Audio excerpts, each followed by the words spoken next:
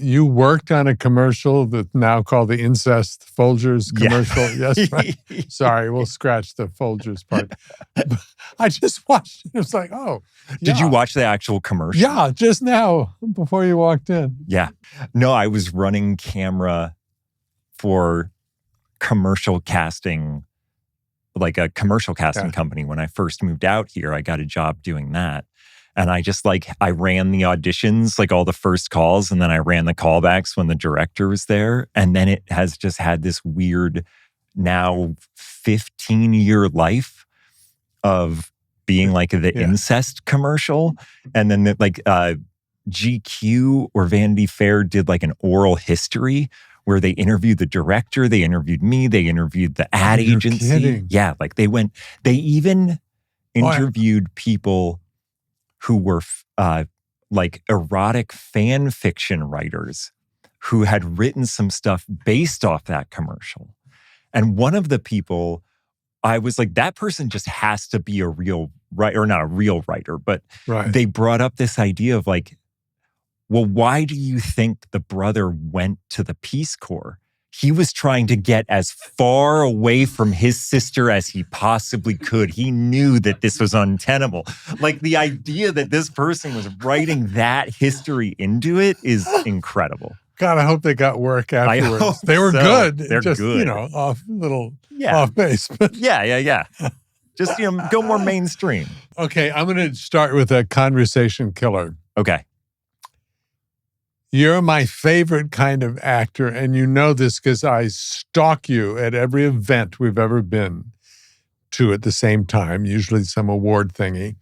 And I tell you this, you are incredibly funny, and underneath the funny is a layer of sadness, and underneath that is anger.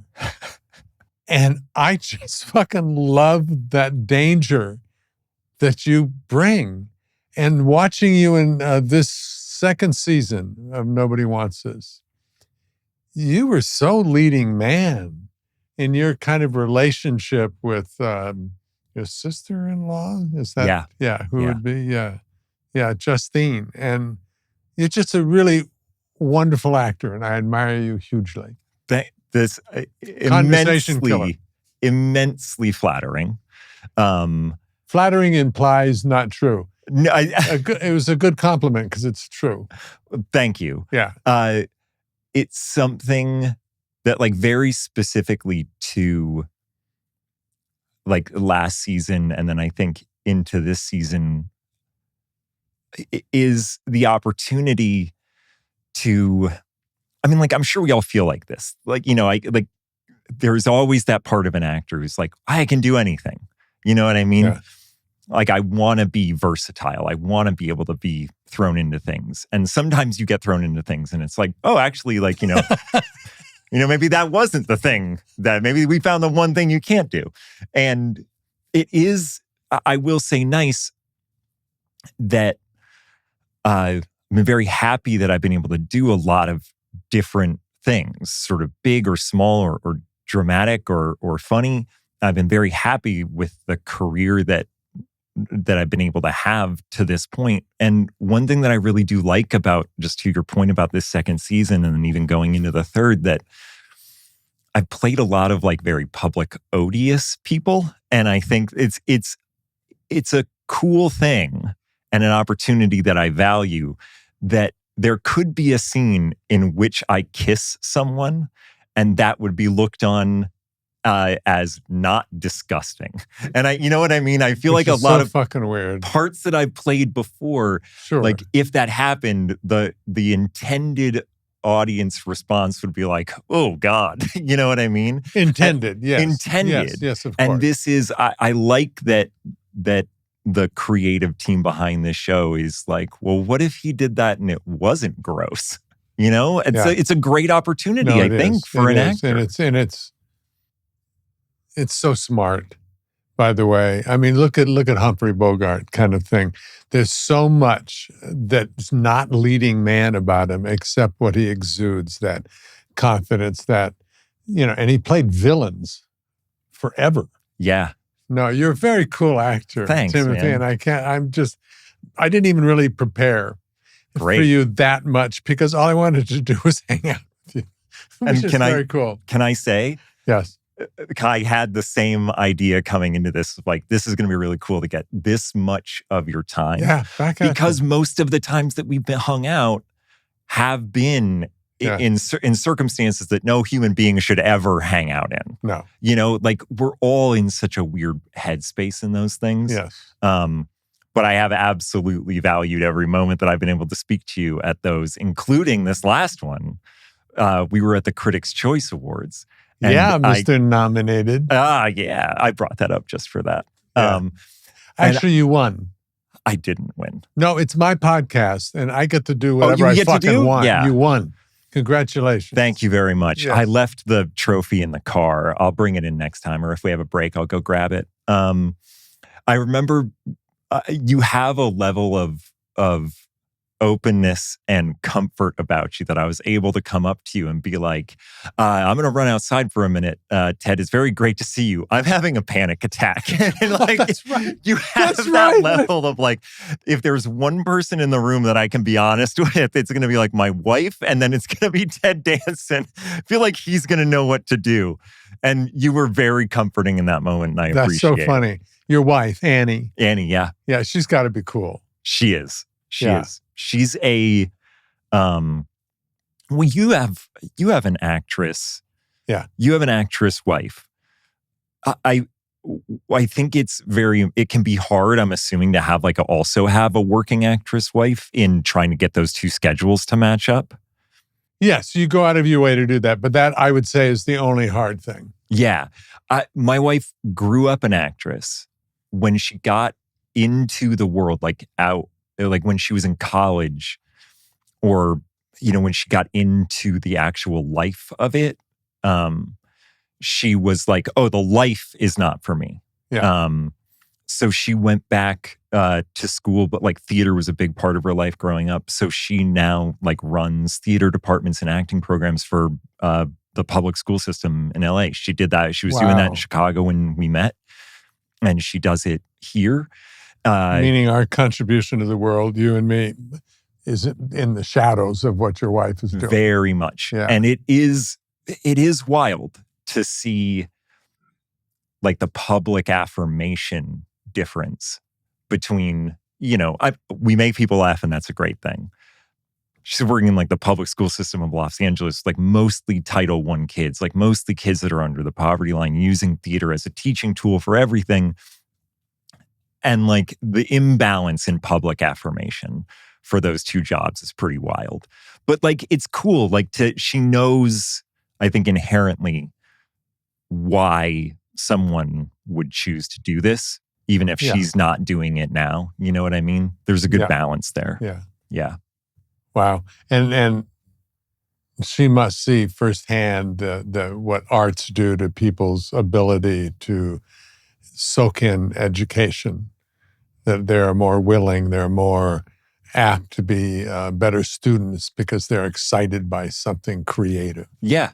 And I think to see the school that she worked for a long time, they would integrate theater into everything. So they would use it as a way in history. And I think even sometimes in math, they would use it as a way in. But I think that thing of especially she teaches high school, especially to kids that age, to connect the emotion of something. Yeah.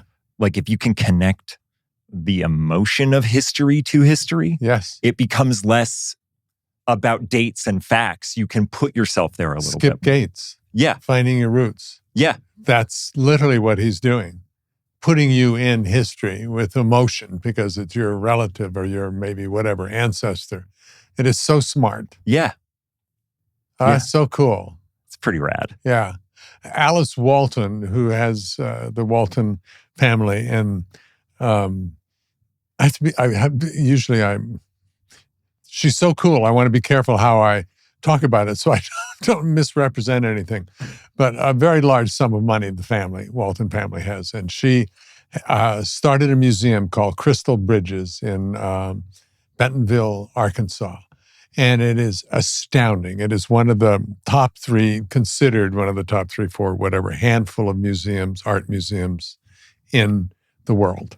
And at first when I heard that, I thought, oh, it's Arkansas, very sweetly with its inferiority complex, building it up. No, it is. It is an astounding museum.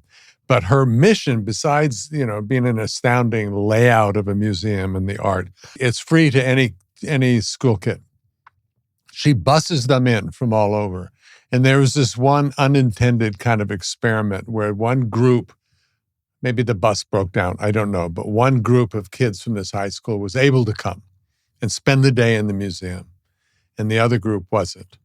When they came back the next week, all the teachers noticed a couple things. They were excited about learning and empathy. They had empathy for everything and everything around them.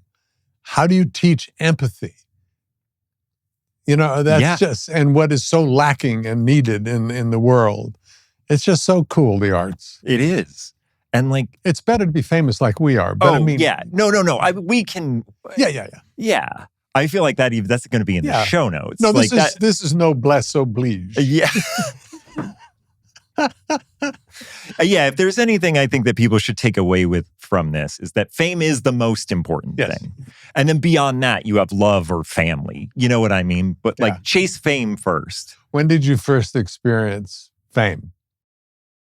Fame meaning people stopping you on the street. Fame meaning you also know you're doing something really cool. When was that?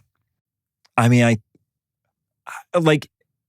if we're going to go with a sliding scale, I remember when I was in college, I was in a play that got written up in the student newspaper. And there was a part of me that was like, I'm the most famous motherfucker that's ever lived. You know what I mean? I think after Veep came out, after the first season of Veep came out, I am noticeable. I am very tall. I remember being outside of my house. I was putting the garbage cans out or something. And somebody drove by my house and then turned around and drove back up and then said Jonad out the window and then kept driving. And that was the moment where I was like, oh shit. Okay. Do I need to have a different time of day that I take we had just had kids, so there's that sort of immediate protective thing. Yeah. But I would say largely, and I'd be interested to hear your take on this too. Largely my experience with fame or being recognizable has been pretty fine. I love it. You know what? Doesn't really get in the way. No, we're not playing tough guys. Yeah. And I was never a sex symbol ever. I was never that guy. So we're both associated with a moment that made people laugh. Yeah. And you get that reflected back. Yeah. It never gets in the way. The only, the one... Moments. There can be moments. There can be moments, if it goes on a little too long. Wait, what? But there are I think I grew up in a really small town in Maine. And 2,000 I heard or something. Say again? 2,000 people? Yeah, 2,000 people. My high school drew from 4 towns. Their graduating classes were 100 people. It was a very small place. And knowing that my kid's hometown is Los Angeles is very odd to me. And I love Los Angeles. But different, I would say broadly a different value system, or at least comparatively to where I grew up. And there are times where, of course, being recognized is cool. You know what I mean? Yeah. That's all. It's a nice pick-me-up. It's a nice little pick-me-up. Hey, all right, cool. Yeah, I did something that somebody liked. All right, But I think with my kids, I try to be vocal about it with them, not in a finger-wagging way, but I think especially when you're a teenager, that idea of external validation being very important in that age, because your brain is mush and it's all getting reformed. I do try to remind them that yeah, that is like a cool part of my job, but that shouldn't be the thing that we chase. Like I try to be gentle about getting that in there of like, it's like an after effect, but like the good thing is this other thing. Yeah. You know what I mean? Yeah. Because it can be attractive. And I'm sure like a teenager, it is attractive to like random people are coming up to you on the street saying you did a great job and they want to take a picture. Like that sort of external validation, I think, I don't know, there's like a little bit of an intoxicant to that. Yeah. You know? And I'm trying to like, you know, plant the seeds of, yeah, this is cool, but like anything that's mood altering, it comes with its problems. yeah. Our kids, how old are your kids? They're 14. We have twins. They're 14. Wow. So they're really smack dab in the middle of, so your dad's cool. Hey, you know, and our kids at varying degrees of how they dealt with our fame. Mm-hmm.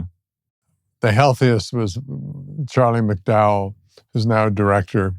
I'm sure why I say his name, and he's a really good writer-director.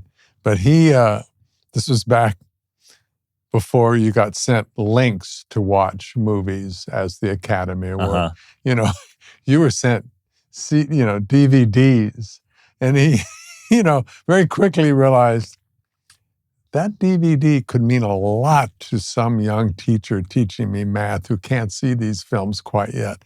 And he would parlay, maybe not the actual grades, but he would parlay favor from teachers by bringing in our Academy-nominated like films. Your screeners? Yeah, our screeners. Nice. See, that I respect. Yeah. I respect that. Yeah. But then some of the other ones would get... my sister was sorry, I'm rambling. Best example of this, she moved to a different church. And no one paid any attention to her. This is a small community too. And then someone found out that her brother was Sam Malone on Cheers. And then all of a sudden she was just flocked with new friends. And it hurt her feelings. It hurts. Yeah. You have to discern. Your kids will have to discern who's my friend and who's just wants to rub up next to fame. Yeah. That's like a thing not that a bad thing, but it's real. But it's real. And I don't know, we're trying to keep their heads on straight. You know what I mean? Yeah. Hopefully we're doing a good job. I like to tell, I would give all of my stay humble whenever we were sharing a limo to someplace, because that. Yeah. And or a private jet. Yeah, of course. Or a limo after a private jet. Of course. Yes. That's where humility. Yeah. Then they go, oh, I get it. Yeah. Of course you can fly the plane. Of course the pilot. Of course you can, but just don't get used to this. Yeah. How did fame fuck you up? Come on, there must be some fuck ups for you. Or had you dealt with your stuff to the point? Well, the dealing with stuff is ongoing. Sure. I mean, I don't know. It didn't really hit till I was, because I moved out here when I was 30. So it didn't really hit till I was 32. Yeah. Your brain was not mush. Your brain was not mush. It's a little bit more formed. And you didn't go shooting up through the roof. You did small steps. Yeah. Including behind the camera. Yeah. And I think, in being coming up in theater and with some teachers, and then both moving to Chicago, which has my first teacher in college was very big on the idea of ensemble and not holding yourself above the ensemble. There was always a little bit of that underneath there. And Chicago is a very, a very workman city of, the work that matters. And so that I provided a really good base. And I think I had also been in various ways kicked around enough of I've been through bad shit and I've made it out the other side, whatever that might have been, that I was able to appreciate it when it came. Wow. That's cool. So that was good, but also, came into it and my very first experience was very different from most others in that it was artistically satisfying, made a living and did well, critically. Like sometimes you don't get all three of those things. It was Veep, yeah. Well, through the roof, yeah. Yeah. Yeah. And I do remember, like, I think there can be moments, I don't know if you've ever had one of those where it's just like, oh, well, all right, everybody sees, so I can stop working. You know what I mean? And everybody can just see that I'm great now, so I can just stop working and it's all going to be fine. It's going to be a cakewalk from here.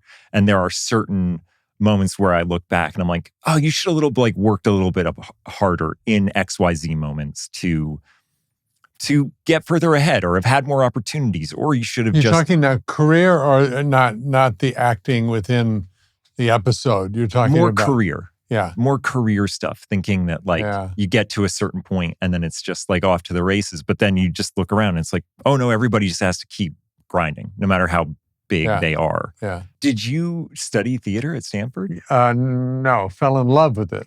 Yeah. Stumbled into a play and then, was so serious about it that people kept saying, well, you should go back east. And so I went to Carnegie, Mellon, then New York. Yeah. And then out here. Yeah. Did the job bring you out here? No. A Pampers commercial that gave me $2,000 brought me out here. Hell yeah. Hey, commercials, huh? It was how I kept the lights on. Yeah. It really was. And I think I read it because it is still a commercial, and your performance playing Lincoln in Geico was... Geico? Yeah. Yeah. Was just truly brilliant. Thank you. And you're not even in the foreground. You're in the background. And it's just so funny. I've cool. told this story before, but that was ultimately how I got introduced to Allison Jones, which is why I ended up on Veep, was that commercial. Yeah. Can I tell you, I went back and watched the Cheers pilot pretty recently. And there are two things that I try to remember of, like, I don't know, maybe it's just my own brain or maybe it's an actor brain of wanting to like over explain things, or like if it's not spoken, then people won't get it. Yeah. But there's like an unbelievable moment of economy when Diane asks why you don't play baseball anymore. And you say, I had a problem with my elbow. And she said, oh, did you get hurt? And you're like, no, I lifted it too much. And like in those four, and it was in those four lines. Yeah, you got you got it. Yeah. And also there was like really something amazing about that this is like a hugely successful comedy that is also willing pretty early on to deal with a pretty dark setup. That I just loved that swing. And a huge amount of respect for the audience. Yes. To the point where the network would say, no one's going to understand that literary joke you just said. It doesn't matter. There'll be a handful that do. Yeah. You know, and it was that kind of attitude of always playing up.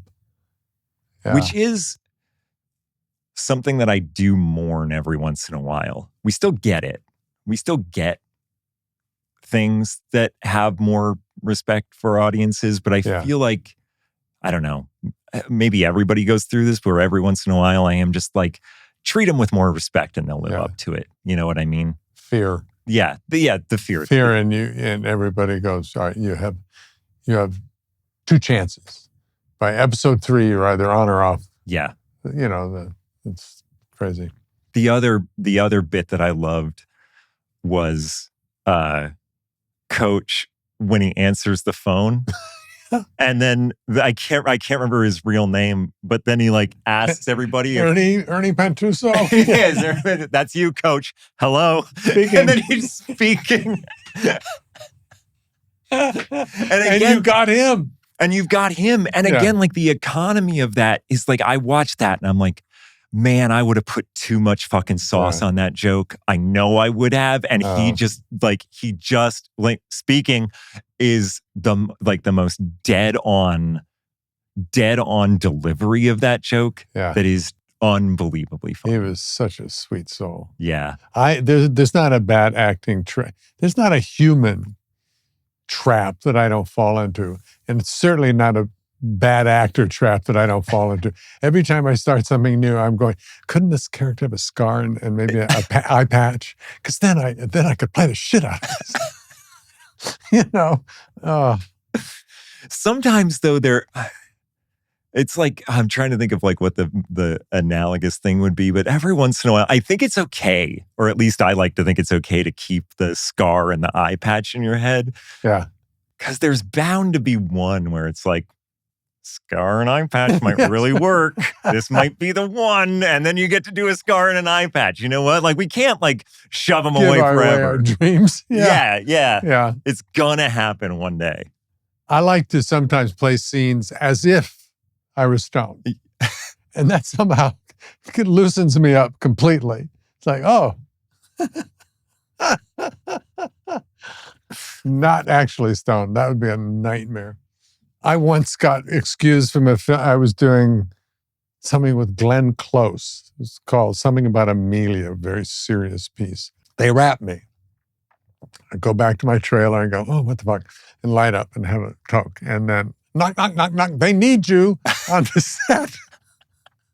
It was just a drive-by. I didn't have to say anything. I had to drive by the camera.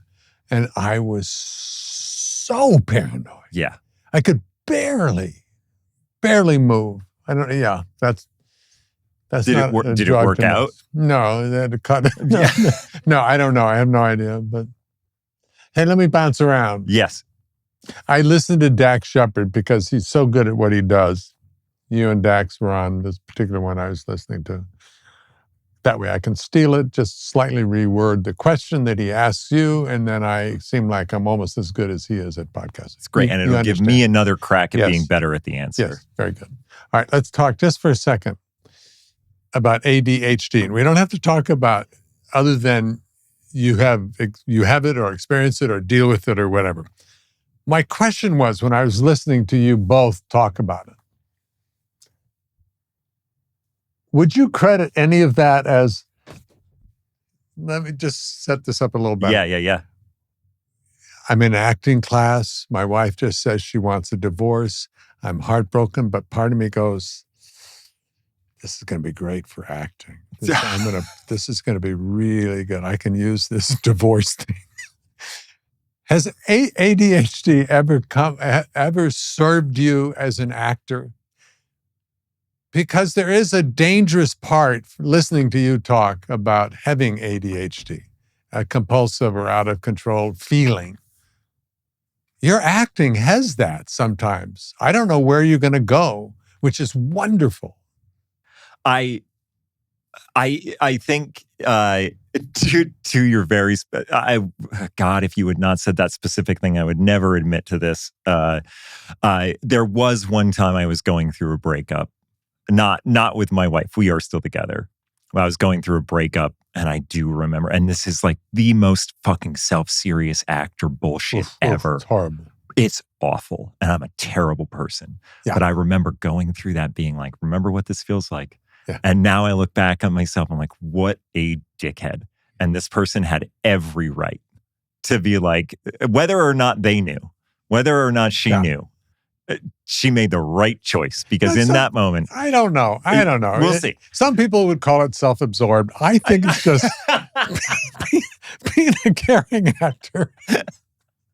We're trying to soak up all the stuff and try to remember and lock it in there so it can come out later. So is my ADHD question kind of stupid or naive? And I'm fine if it is. No, I think it's been nothing but a help, because I think like the things that are great about it are that hyperfocus is like a comorbidity of it, which means that I think I can find it pretty easily to hyper-focus on something, which then also means like, I feel like I generally, when things get chaotic, I'm like, yeah, all right, this all seems normal to me. Everything is all chaos, and that's fine. That's what it normally is like. And then when you have like the sort of chaos of set, and then it's all like, then everything has to get quiet and everything has to all of a sudden stop. And then they like actually now have to shoot something, like to be able to like sort of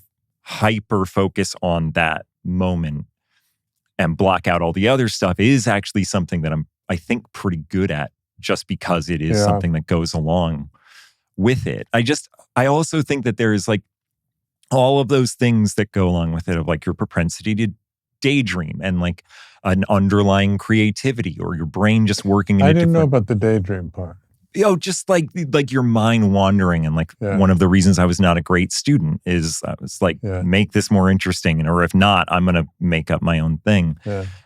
I think that like all of the things that don't make you a great student or a great accountant are beneficial to this specific job. You know what I mean? Yeah. I'm trying to think of like more specific examples. I think maybe it's just like a willingness to be or more open to things that come your way. In a lot of I also, I don't know if this is true, but I always said people who are dealt with something that is tough and could be a roadblock, and they overcome that, but they have to kind of deal with it and overcome it to some degree daily or whatever. There's an aristocratic thing about that in my mind. There's a thing that, it's like, I once saw an actor who was hanging on to sobriety. He was a 65-year-old man or something, hanging on to sobriety. To get in front of a camera was so agonizingly vulnerable and terrifying to him. And I'm not suggesting this is a good thing at all, but to see how that informed his performance was so amazing. And I think that part of the thing that I see in you is layers. A lot of times when you do comedy, people just meet the joke, the funny moment at that level. But you have so many layers underneath it, which is my favorite kind of comedy. I love comedy that comes out of sadness and pain. And I love the writing that comes out of that same place. And I love drama that is fucking funny. I have always personally been more attracted to comedies of sadness and dark comedies. And, like when I was growing up, I remember like seeing my parents took me to see like Waiting for Godot.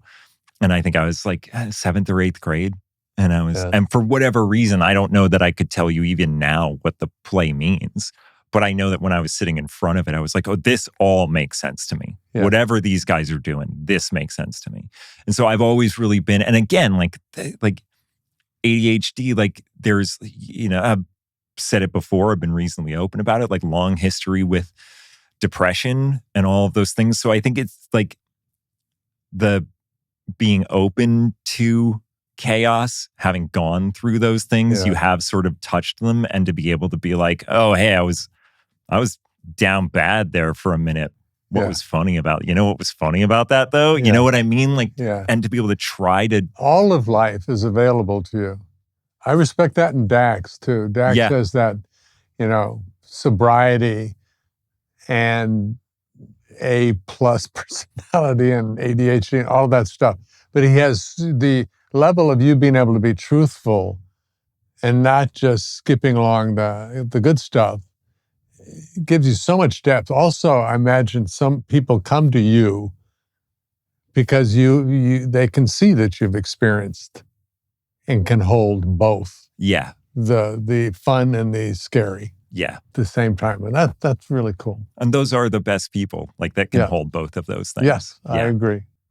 All right, you said a minute ago, which just caught my ear in today's climate, you said values, how you grew up in Maine, small town. When you said, the values, those were the values you would like to have for your children and, worried about coming to LA and all of that. And it is values. It's not a cultural war statement. No. It is, what's being real. Yeah. And what's the other stuff feels like, and what you face here in LA is so much distraction. It is so entertaining. Yeah. There's so much to take your mind off of real. Yeah.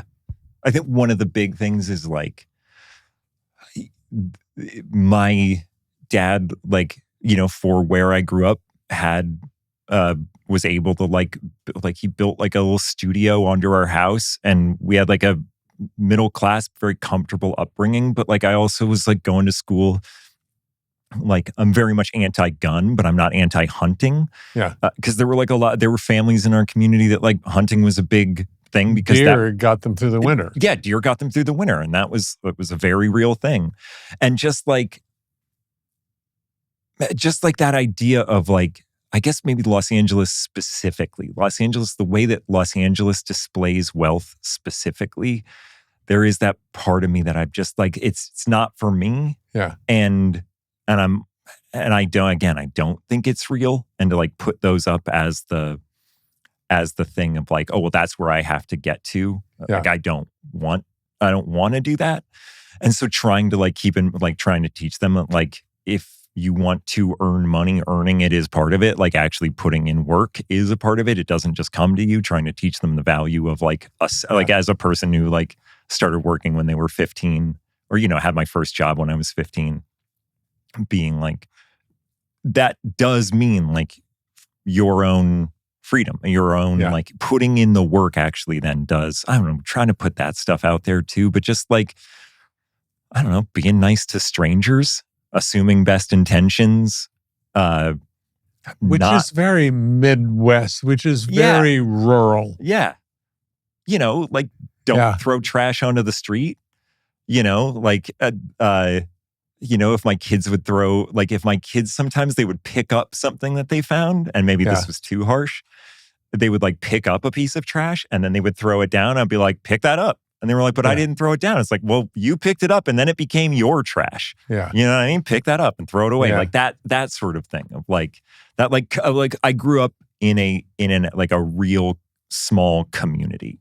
Like I was as much raised by my parents' friends as I was by my parents. And if you were bad, they knew. The whole town knew. Yeah. Yeah. And I was bad a lot. So I was charming though. So I got away with a little bit of it.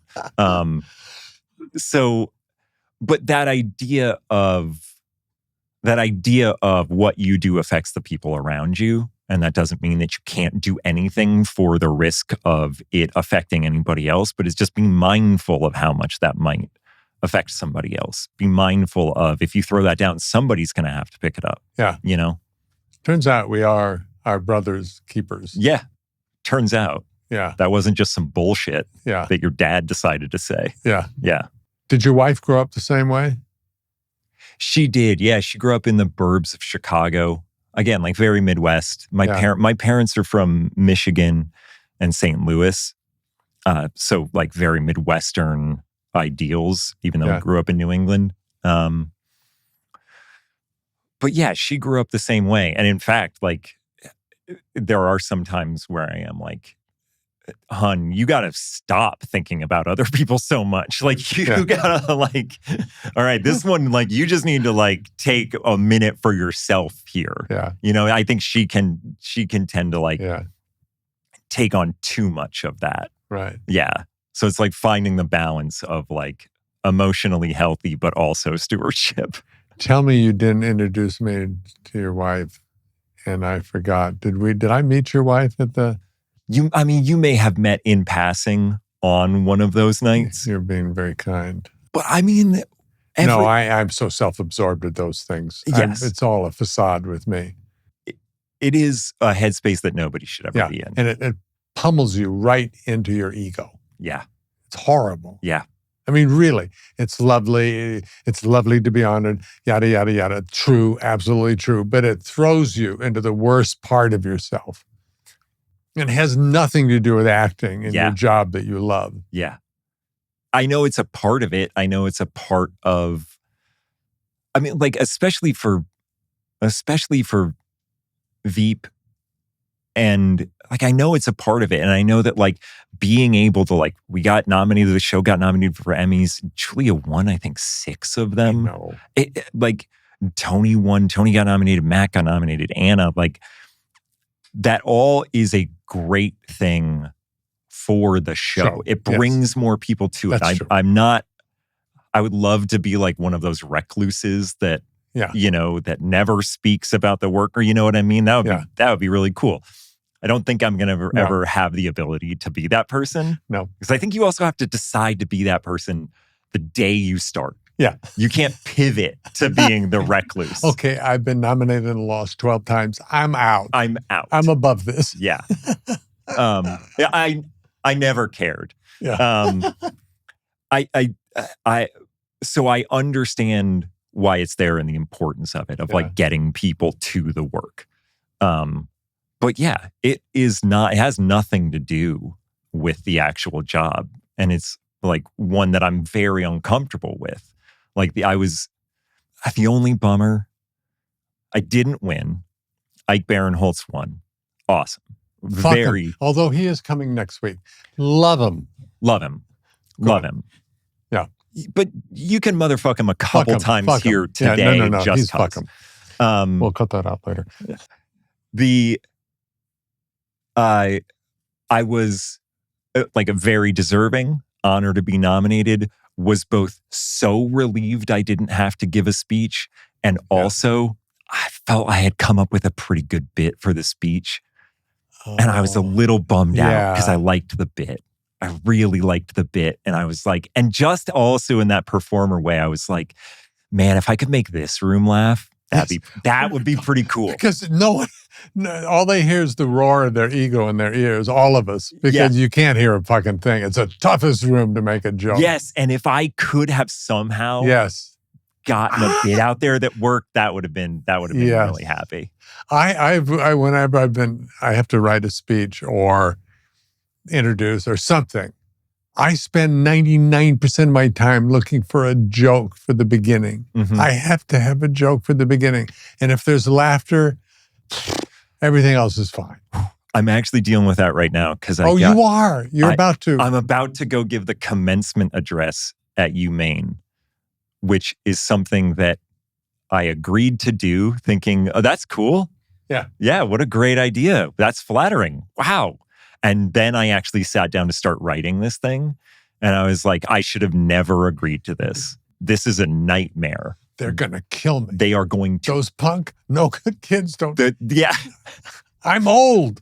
And then again, like there is also that part of me that's like, I don't know, like what advice I can really impart in the way that like the world that when I was their age, the world is massively different. Whatever, like even if it's not their interest in getting into the acting world, I'm like, I don't know what the path is now. I don't know what the path to like making a living is. So I don't know how I can help. But then you also don't want to be like the middle-aged guy that comes back and wags his finger and tries to tell them how to live. Yeah. This is all to say, I think I'm recycling the bit from the speech as the opener so that hopefully I can hit them with a laugh early. Yes. And then just sail from there. Yeah. And that's my hope. Yeah, no, you'll do it. I'm going to try. I got an honorary degree from Carnegie Mellon University. Did you not graduate? I did. I left early because I was a transfer student, so I didn't graduate with them, even though I graduated. Oh, okay. I only had to be there 2.5 years instead of 3 or instead of 4, something, whatever it was. And the guy who was the big whoop-de-doo speaker, I don't know who it is, who gives the commencement speech. He had just given I'm making this up, but hundreds of millions of dollars to build a new business building on campus. And he paid for every graduating student's debt. He was very, very wealthy. And I just thought that was, not fair. I mean, how do I compete with that with my speech? Paid off the entire graduating class, school debt, tuition debt, whatever you call it. They're not expecting that from me, are they? No, but something. Oh, something. Guys, I have great news. 10 of you under your seats have AirPods. Yeah. My business manager even didn't want me to do that, but 10 of you have AirPods. Or, a compilation of my work as an actor. You have Blu-ray copies of individual seasons of some of the shows that I've done. I saw that you were going to do that, and I wanted to ask you about it because the idea terrifies me. I can do Q&A. I love a Q&A. You love Q&A, and we can get pithy and all that stuff. Really pithy. Yes. But the speech, I'm dead in the water. I bore myself halfway through delivering a speech. Yeah. Which is not good. No. We're really sad. In the back of my mind, I was like, I saw you give a speech this past year at the Emmys. You and your wife. Yes, Mary and it was beautiful. It was a great speech. We worked on it together, but Mary is the poet. Yeah. Mary's actually writes songs. She's a songwriter professionally. And so she has that poetry in her. Yeah. So she can take my, oh yeah, and turn it into something really lovely and beautiful. But I will take credit for the sentiment was mine. The poetry was hers. It's always hers. I will say one nice thing about this is, and this is also, it helped for the Critics' Choice speech that I was not able to give, is that having access to Dave Mandel, who ran the last 3 seasons of Veep, and to Lou Morton, who was one of the EPs. And I'm sure for you in these situations, like just being able to throw this to Mike Schur, you know what I mean? Like I have access to like legendary writers. Right. And so I'm definitely going to be like, hey guys, this is what I have. If you have punch-ups, let me know. If you have punch-ups, let me know. But I also understand that because they're comedy writers, I will tell you, I was in like the bathroom line at the Critics' Choice Awards writing it in pencil because, of course, they left it till the very last moment. And I don't know if Mike is like this, but definitely Dave. And he always said like he needs the ship burning behind him in order to actually write. And it was very much true in this case of like I had been through the red carpet and was like just hanging out with like whatever. It was Saturday Night Live. Yeah, it was exactly Saturday that. Night Live, that same. Just right up to the last moment, handwritten notes, because he definitely threw me a couple things. And I was like, oh, this makes this a lot better. So I'm just writing them in the margins. Mike Schur's the exact opposite. Really? Before you even buy your tickets for the boat ride that he's providing, you know exactly what puff of wind will come from what direction. I mean, it's amazing. It's lovely.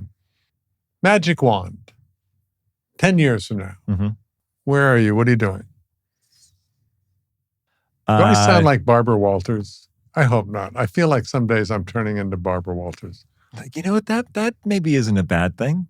Maybe not. I'm hoping you'll cry. But anyway, go on. Magic wand? Yeah, for real.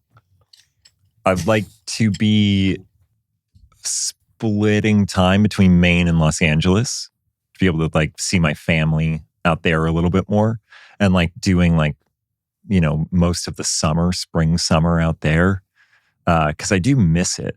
And I miss like the speed and this was honestly very much like related to ADHD. Like I was always very attracted to the speed of cities of Chicago, New York, and Los Angeles. That was sort of always like where I wanted to be.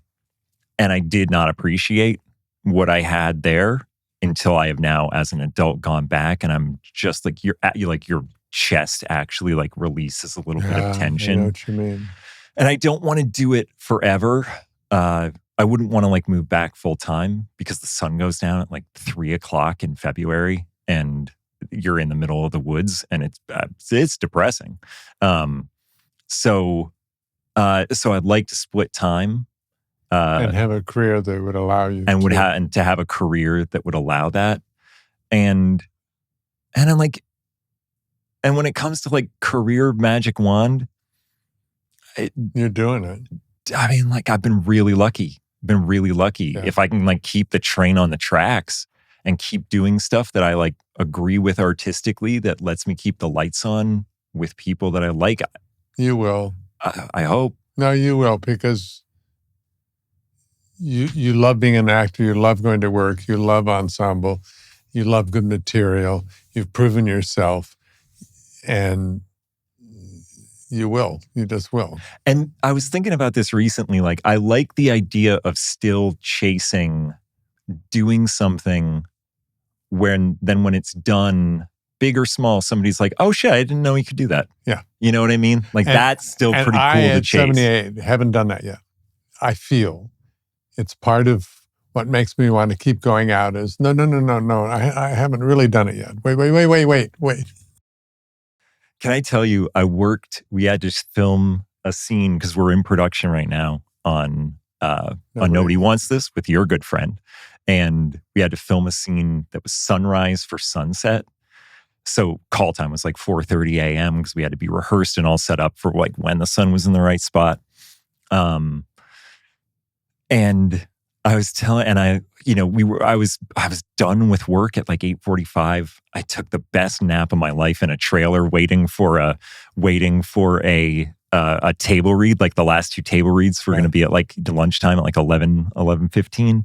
And I got home last night and I was telling Annie, she was like, how'd it go? And I was like, man, I had the best day. Because I love like going into work that early because it feels like free work. You're not actually there. Nobody, if it's 4:30 in the morning, you're not at work. Yeah. So everybody just weirdly has a great time because everybody's in the headspace of being like, we're not fucking work right now. The sun isn't up. What are you talking about? Yeah. That was great to have a morning where I actually went in and did my job and like walked away being like, that didn't feel like work at all. Yeah. That's cool. Yeah. Keep that feeling going. Yep. Yeah. I love crews too. Oh, yeah. Love the whole going through studio gates. Everything about it is like delicious, which is why you'll keep working. I will say, like, the one thing that I've really got more comfortable with is, I think, like, and I don't know if you feel this way, of like, and I think it's definitely like a younger actor thing of feeling like, well, the emotion is the only thing. And this realization that at least this industry is a combination of all of those things. It is a combination of the emotion and editing and framing and lighting and all of those things working together. And so even if you aren't feeling it in this perfect, pure way, it can still be communicated. Yeah. And that's a great thing for me to hear over and over again too. Because, I mean, there are times where I'm just like, man, didn't hit it today. Just didn't have it. And then you watch it later and you're like, holy shit, that works. And like, thank you to all the other people who helped make that work. But it's nice to have done this enough to realize that I can not only enjoy crews, but trust them and like talk to cameramen. Yeah. Like, hey, are you going to see this? Like, yes. Like, do I need to bring this up more? Are we on like, the same page? Like, are we on the same page? Like, we talked about it a lot during Veep that like we all got a lot of kudos for our comedy timing. Ooh, but the camera time. Well, were you handheld? We were handheld. And all of them? All of them. That's amazing. And they, like the camera ops had to have good camera timing. And sometimes it was just, they would always talk about like, you never want to land on the joke, you want to land a beat behind it. So they just had to have an inherent understanding. Yeah. And sometimes it got to the point where, because we were a very written show, but there was improvisation intentionally in it sometimes. And then they would get to a point where it was almost like they would know there might be an opening, like Matt's gonna say something here. Yeah. Even if it's like six of us in the room, they're just like, one of them would just be like, Matt's saying something, and they would just turn and Matt would say something. And so the timing was there even with them. You know what I mean? Like, that's the beautiful thing about it, of like ensembles of actors, but like ensembles of the entire creative community that 100%. Goes into it. It's cool. And then throw in a great hair and makeup trailer who takes you from your everyday life, which may be a little, maybe you're grumpy that day, or a little, I don't feel like make-believe. And you walk out the door, a full-blown actor in character. Yeah. That's a good hair and makeup trailer. Yeah. Yeah. It's amazing. Can I ask you how you guys rehearse? Because lot of those are all of them are very fast-paced, on your toes, fast line run-throughs almost. How did you rehearse? Because it's not like a 3-camera show where you rehearse and get it up on its feet and a live audience. How did you get to rehearse lines and sit around and?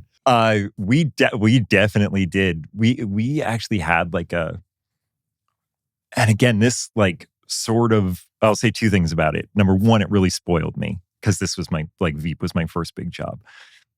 And I got very spoiled by what we were able to do in process.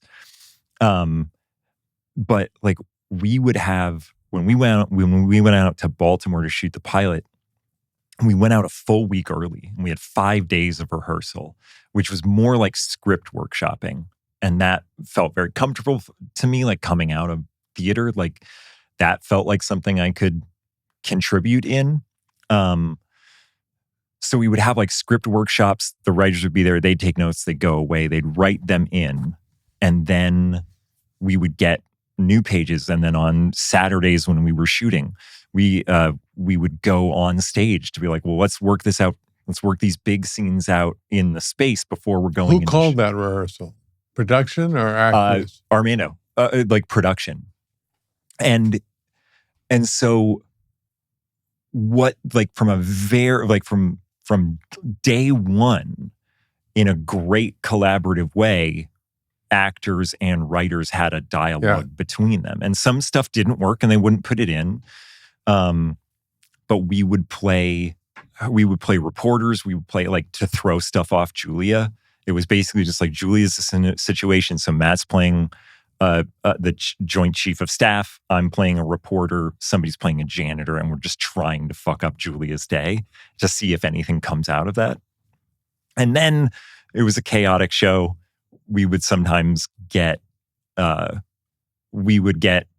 pages of rewrites in the morning. On your way to the set. On your way to set. And then at that point it was, all right, well, we're just getting, this is like where you get spoiled because we had the luxury of time and on set time. Because of Julia, do you think, or because of the success of the show? Because of the success of it, and I think HBO's belief in it and their willingness to be like, this is Armando's process. And he's proven that it works before and it costs more money to do it. Was Morgan Sackett? He came in with Dave. So Morgan, he did seasons 5, 6, and 7. Yeah, love him. He's incredible. Yeah. And that way of like, we are here to support the creative. Whatever the creative needs, we'll find a way to make it work. What is he, a line producer, production, direct, whatever? He makes everything run. He makes everything run. And also like a really fun director. An actual director in his own right. Which is so bizarre because when you meet him, he's Mr. Serious. Don't fuck with him, even though he's a pussycat. Yeah. He looks like you better not fuck with me. So intimidating. He's so intimidating. And then he turns around and can direct and find the funny and is really good. Yeah. Yeah. In a very like gentle, like in his very like, a man of few words way, he can come in and give you an adjustment that's like, fuck, man, how come I didn't see that? That is, you know what I mean? Like, he's incredible. We love to punk him because he gets so embarrassed by the limelight. And so whenever we're in public, we always wish him publicly happy birthday. Yeah. And get whole crowds of people to sing to him. And it just kills them.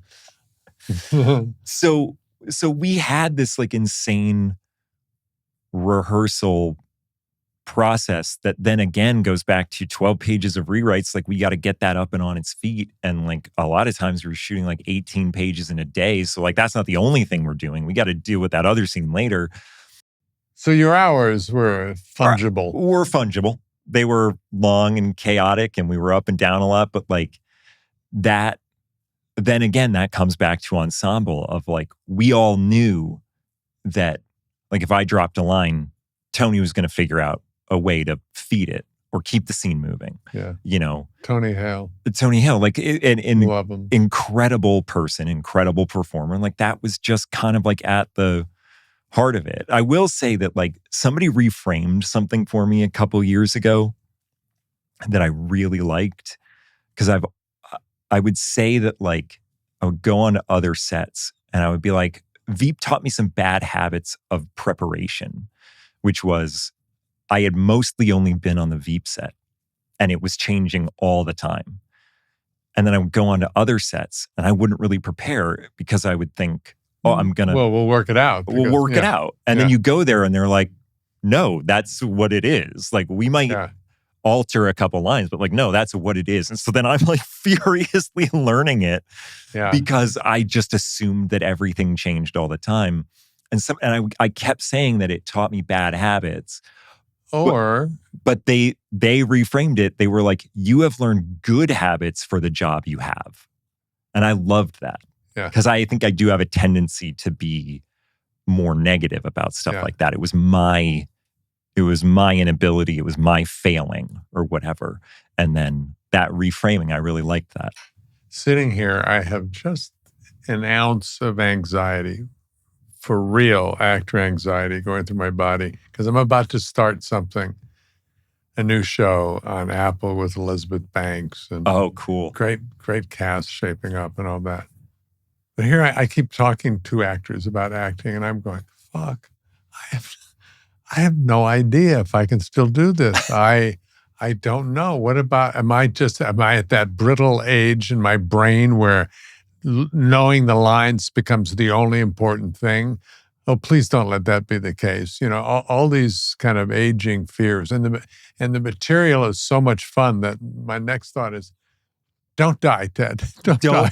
Please, stay alive so you can do this. Stay alive. You have good scenes in episode 5. Not to continue leaving. No, just let me hit that one scene and then you can take me. That's right up there with, this is going to be great. This divorce is going to be good for my acting. Oh, this divorce is going to be so good for God, wait. Wait. I've got a killer scene. I have a killer button for this one. Wait till you hear it. Even the fact that I just said that is making me go, oh, this will be a great little quote from the podcast when I keel over. Yeah. Oh, actors. It's actually kind of buoying to hear you say this, only because buoying. Oh, buoying. Buoying. Is that a word? Not booing. Not bad boo. Booing. No, sorry, you were right. Buoying. Because it's taken. I haven't gotten better at it, but I've gotten better at dealing with that feeling of showing up to a set on the first day when you're like, no, I'm bad at this. Yeah. Like, oh, I'm bad at this. And today's going to be the day they find out. You know what I mean? Yeah. Like I've gotten better. It has come up every single first day on any set. And I've gotten better at dealing with it. But it's just nice. It's buoying to know that it never goes away. My dream, my nightmare, almost always involves Shakespeare. Uh-huh. And it's like I'm walking to this places, and I'm walking to the set and I say, can you, does anyone have a script? Yeah. And then they hand me the play of Hamlet and I'm going, what the fuck? I'm playing Hamlet and I haven't looked at the script? You still have them? Yeah. I do too. Yeah. And when I wake up from the nightmare, I will burst into gales of happy laughter that it was a nightmare and not real. It still hits. What we're trying to say, everybody, it's really hard. It's really to be hard. A white man actor. And I think if you go back historically, we can say it's been pretty hard. Yeah. Love talking to you. I love that. I've now earned my hug when I see you in public. I can come up and hug you, man. Truly, thank you for having me. Yeah. Very flattered to be asked. And selfishly was like, I get to steal a solid hour of your time. Too. This is great. Yeah, crazy. That was too high pitched. We'll cut the me too. Me too. Leave it. Just listen to it back one time before you cut it, because I liked it. Yeah.